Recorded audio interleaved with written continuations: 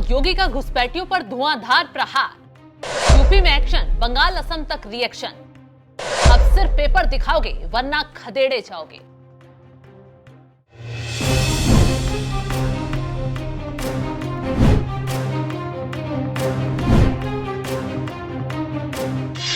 नमस्कार, आप देख रहे हैं एनएमएफ न्यूज। मैं आपके साथ शबनम। उत्तर प्रदेश में गुंडे माफियाओं के बाद घुसपैठियों पर वार शुरू हो गया है। इधर सीएम योगी का आदेश आया और उधर पूरे उत्तर प्रदेश में ऑपरेशन घुसपैठिया चलाकर पुलिस का एक्शन शुरू हो गया। हर गली, हर मोहल्ले, हर मुसाफिर खाने को खंगालना शुरू किया गया। देखिए कैसे पुलिसकर्मी, अधिकारी, अफसर एक एक दरवाजे पर जा रहे हैं। पहले नाम पूछे जा रहे हैं, फिर दस्तावेज देखे जा रहे हैं और जिसके पास भारत में रहने का प्रमाण नहीं, उसकी सीधी लिस्ट तैयार हो रही है। क्योंकि अब इन घुसपैठियों को पकड़ा जाएगा, डिटेंशन सेंटर में डाला जाएगा। बैठक में सीएम योगी आदित्यनाथ ने सख्त आदेश जारी कर दिए हैं, जिससे अमल करना अधिकारियों के लिए, हर अफसर के लिए बहुत जरूरी होगा। सीएम योगी का सख्त आदेश, कागजात खंगालकर घुसपैठियों की पहचान हो, 18 मंडलों में अस्थायी डिटेंशन सेंटर बनाए जाए, सत्यापन के बाद घुसपैठियों को उनके मूल देश डिपोर्ट किया जाए। 17 नगर निकाय घुसपैठियों की लिस्ट बनाएंगे, कमिश्नर और आईजी पूरी लिस्ट पर एक्शन लेंगे।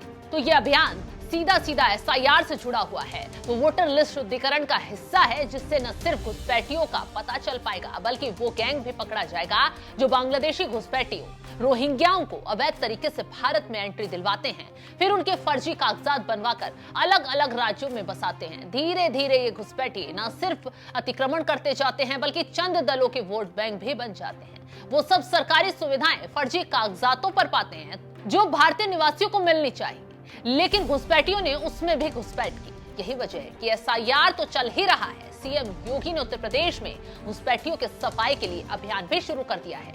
नतीजा भी तुरंत देखने को मिल गया, क्योंकि लखनऊ में बीजेपी नेताओं ने इस अभियान को आगे बढ़ाते हुए सीएम योगी आदित्यनाथ का साथ दिया, तो घुसपैठियों की पहचान का चौंकाने वाला आंकड़ा सामने आ गया।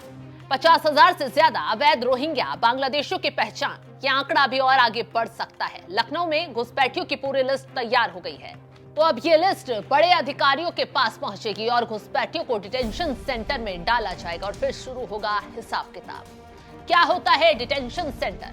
डिटेंशन सेंटर एक तरह की अस्थायी जेल है। फॉरेनर्स एक्ट, पासपोर्ट एक्ट के उल्लंघन पर यहाँ भेजे जाते हैं। दूसरे देशों से घुसपैठ कर आए नागरिक यहाँ रखे जाते हैं। प्रत्यार्पण न होने तक घुसपैठिए यहीं पर ठहरते हैं। तो ये तो शुरुआत है, आगे आगे देखिए एक्शन की तस्वीरें सबको चौंका देंगी।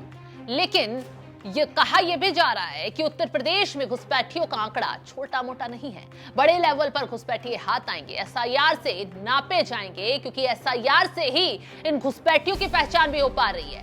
एसआईआर में वोट कट रहे हैं, फिर उन लोगों के दस्तावेज खंगाले जा रहे हैं और फिर पता लग रहा है कि कौन घुसपैठिया है और कौन भारत का ही है। क्योंकि पिछले कुछ रिपोर्ट और आंकड़ों के मुताबिक 2019 के सर्वे के मुताबिक करीब 10 लाख अवैध बांग्लादेशियों का पता चला है।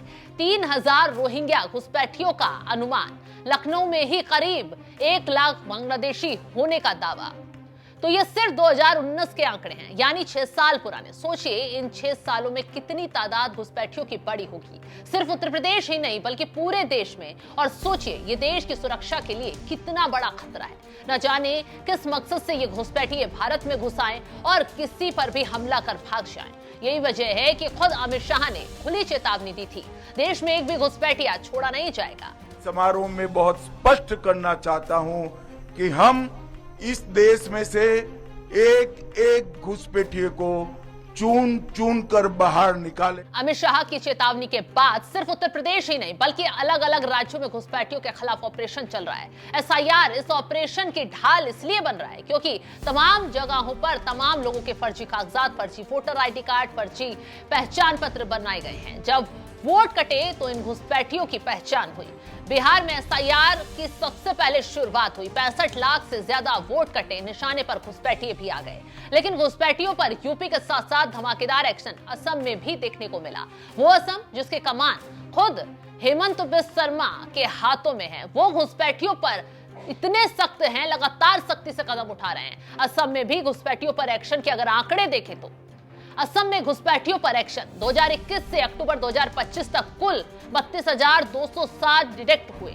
31 दिसंबर 2024 तक 1,65,531 घुसपैठियों की पहचान हुई। लगभग 30,115 को रिपोर्ट किया गया।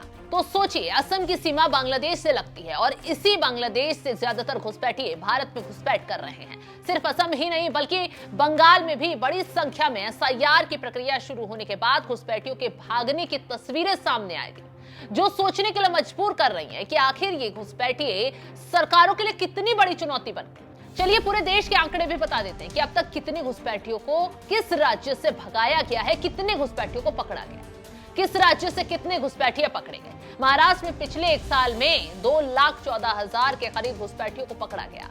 दिल्ली में नवंबर 2024 से नवंबर 2025 तक 2100 से अधिक घुसपैठिए भगाए गए हैं। असम में नवंबर 2024 से नवंबर 2025 तक 500 से ज्यादा बांग्लादेशी धरे गए। उत्तराखंड से पिछले एक साल में 50 से अधिक अवैध बांग्लादेशी पकड़े गए। ये तो चंद प्रदेशों के आंकड़े हैं, लेकिन पूरे देश की अगर बात कर लें तो बड़ी संख्या में घुसपैठिए पकड़े जा रहे हैं, सीमा पर भेजे जा रहे हैं। राज्य सरकार तो इन घुसपैठियों पर एक्शन ले ही रही है, सख्ती से कदम उठा ही रही है। मोदी सरकार भी उतनी ही सख्ती से इन घुसपैठियों के खिलाफ कदम उठाती नजर आ रही है। सीमा पर तैनात सेना की पावर बढ़ा रही है, बल्कि सीमा पर सुरक्षा भी चौकस की जा रही है। इसी के तहत मोदी सरकार ने कानून नीति में बदलाव किया। बिना वैध पासपोर्ट, वीजा, यात्रा दस्तावेज के भारत में आने पर कार्रवाई, 1 लाख से 10 लाख का जुर्माना, 2 से 7 साल की सजा। होटल, विश्वविद्यालय, अस्पताल, हॉस्पिटल को देनी होगी विदेशी नागरिकों की जानकारी। एक नया आप्रवासन ब्यूरो स्थापित किया गया, जिसे गैरकानूनी प्रवासियों की पहचान, हिरासत और डिपोर्ट का अधिकार दिया। किसी भी विदेशी की प्रवेश से पहले 360 डिग्री स्क्रीनिंग होगी। यानी कि मोदी के नए कानून और राज्य स्तर के उपाय मिलकर पूर्वोत्तर और संवेदनशील सीमावर्ती इलाकों में घुसपैठ रोकने की कोशिश को तेजी से नाकाम कर रहे हैं। अब चलिए सीमा की सुरक्षा की भी बात कर लेते हैं, जो पिछले सरकारों में मुमकिन नहीं हो पाया। सीमा पर सुरक्षा को लेकर मोदी सरकार ने वो कर दिखाया। घुसपैठ पर zero tolerance action, smart fencing प्रणाली पर जोर दिया, जो पारंपरिक बाड़बंदी से कहीं ज्यादा प्रभावी है। जम्मू कश्मीर पर स्मार्ट फेंसिंग के तहत 5 से 5 किलोमीटर के 2 क्षेत्रों में ये तकनीक पहले से लागू है।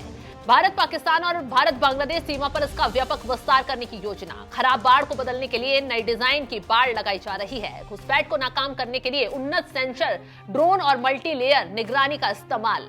तो सीमा पर सिर्फ टेक्नोलॉजी ही काम नहीं आ रही है, बल्कि सीमा की सुरक्षा में तैनात जवानों की पावर भी लगातार बढ़ाई जा रही है और वो जवान लगातार घुसपैठ को रोकने का काम कर रहे हैं। बीएसएफ की पावर बढ़ाई, सीमाई राज्यों में बीएसएफ का अधिकार क्षेत्र बढ़ाया। अंतर्राष्ट्रीय सीमा से 15 किलोमीटर की जगह 50 किलोमीटर अंदर तक बढ़ाया। बीएसएफ को इससे सर्च अभियान चलाने, जब्ती कार्रवाई करने, गिरफ्तार करने का अधिकार मिला, जिससे घुसपैठिए सीमा पार करने के बाद भी पकड़े जा सके। कुल मिलाकर देश के लिए खतरा साबित हो रहे घुसपैठियों को बाहर भगाने में मोदी सरकार के साथ साथ राज्यों की सरकार भी मुस्तैदी से काम कर रही है। यूपी से लेकर असम, दिल्ली से लेकर गुजरात तक कार्रवाई तेजी से हो रही है और उत्तर प्रदेश में सबसे ज्यादा सख्ती इन घुसपैठियों को लेकर दिखाई जा रही है। घुसपैठियों को खदेड़ने का काम योगी आदित्यनाथ ने बड़े लेवल पर कर दिया है। सीएम योगी आदित्यनाथ की तरफ से सख्त आदेश जारी कर दिए गए हैं कि एक भी घुसपैठियों को छोड़ा नहीं जाएगा। सभी के कागजात खंगाले जा रहे हैं, फिर उनसे पूछताछ हो रही है और उसके बाद उनकी लिस्ट तैयार की जा रही है। अब अगला एक्शन उत्तर प्रदेश से इन घुसपैठियों को खदेड़ने का देखने को मिल सकता है। फिलहाल इस खबर को लेकर आप क्या राय रखते हैं, कमेंट बॉक्स में जरूर बताइएगा और तमाम बड़ी खबरों की अपडेट की जानकारी के लिए आप हमारी वेबसाइट www.newsnmf.com पर जाकर भी लॉग इन करें।